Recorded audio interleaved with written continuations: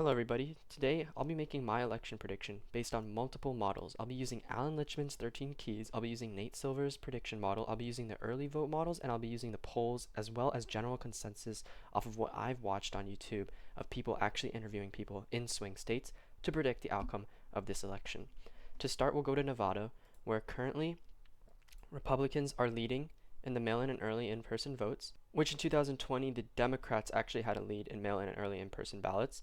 And then when you look over at the polls for Nevada, we see that it's even on this chart with Trump up by around 0.5, but just based on the fact that the early vote has had an increase, I don't think I need to look at any other models, and I can pretty much safely assume that Nevada will lean Republican. If you look at Arizona, Republicans currently have around a 10-point, 9-point lead, and if you compare Arizona to 2020, Arizona had Republicans at around a 3-point lead, which is much greater now in 2024. And also, if we go ahead and look over at the polls for Arizona, we have Republicans up by +2. So we don't need to look at any other models. It's pretty safe to assume as of right now that Arizona will lean Republican.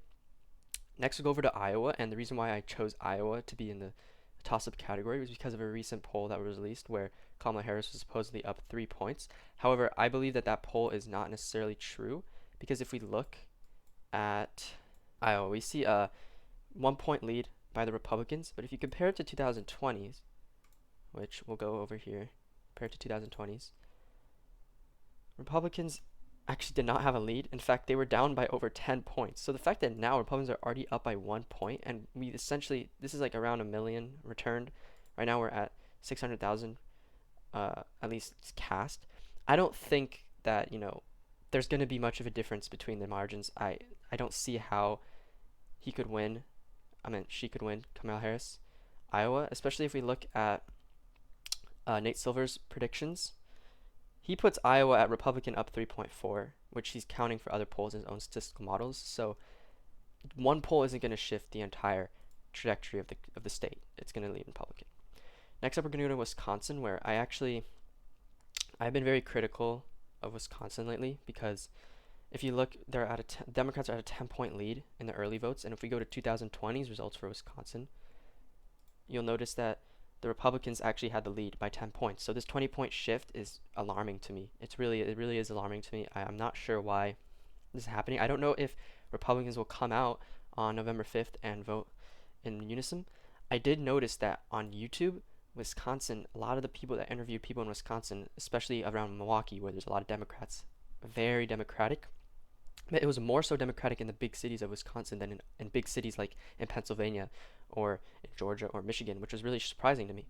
And so it's very hard to predict this state.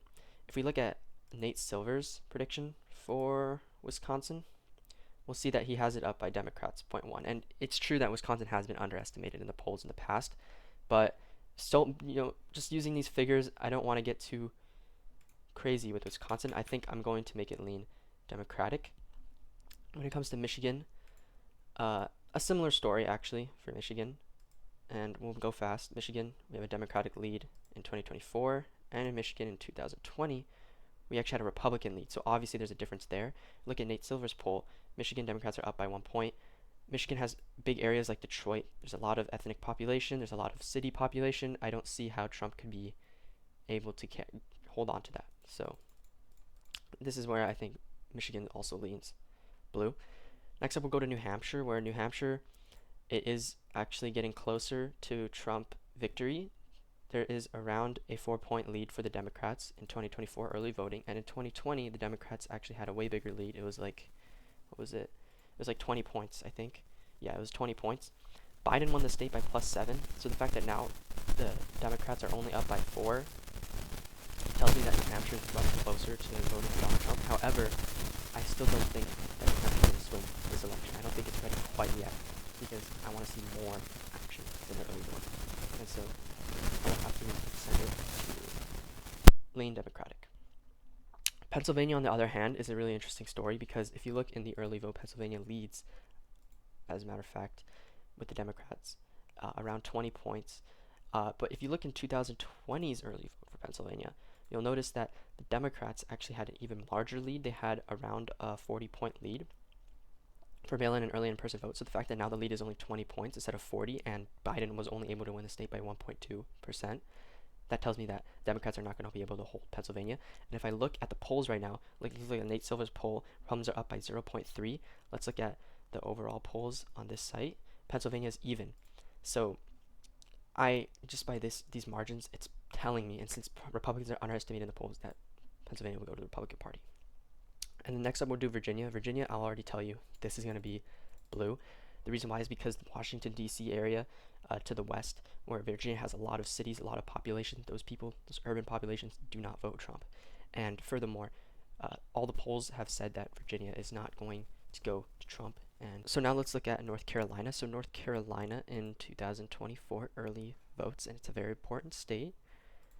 They have around a 1-point lead for the Republicans in mail-in early in-person votes cast. And if we look at North Carolina for 2020's early vote, you see that North Carolina had a Democratic lead of 5 points. So, and then Trump won the state by 1 point despite a Democratic lead, which tells me that North Carolina is going to go to Trump. And if we look at the polls for North Carolina, we'll also notice that,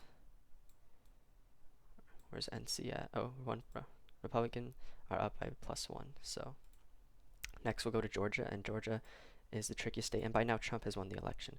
But we'll go over to Georgia. Georgia is a tricky state to do because right now the Republicans are leading by +3 in the early vote, but in 2020 the Republicans actually had a greater lead. They had a lead of +8 as seen over here, or over here.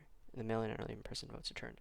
But if we look at the polls for Georgia, we'll see that the polls are Republican up by 1.2. Over here, we have Republicans up by 1. But I'm not seeing as much early vote momentum for Republicans, and so it's definitely concerning me as to whether or not they can hold Georgia. But simply because Biden was only able to win Georgia by around +1 or +3, I think that the momentum that we're seeing right now in the polls is going to go and make Georgia go to Trump. And so this is my final prediction, but I also just wanted to note a few other things. There is this from the Pew Research Center where it basically shows the top issues that people have in our country and who they think can better handle it. And this model has actually predicted, I think, the last 12, maybe it only got one wrong in the last 12 elections. So it's just as good as Alan Litchman's model. And right now, we have 3 issues: immigration, abortion, economy. They say Trump handles immigration better, Kamala handles abortion better, and Trump handles the economy better. So just judging on the fact that Trump wins in 2 of the 3 major categories tells me a lot about the direction of how people are going to vote overall in this election. And here shows a broader image, and it also shows Trump leading in many of the causes, especially with economy, which seems to be a problem, especially if you look at Alan Litchman's model, who uses the keys. He has short-term economy and long-term economy as true, meaning that it goes against Trump. I think these two can be false. It depends. I mean, just judging off of the data, the fact that people are super concerned about the economy right now, as it's seen in the Pew Research study, I don't think that Alan Litchman's model is necessarily true. And so if you put these 2 keys in false, well, it pretty much puts Trump in victory. So that's why I also think that it's more so supported by my electoral college map here. And this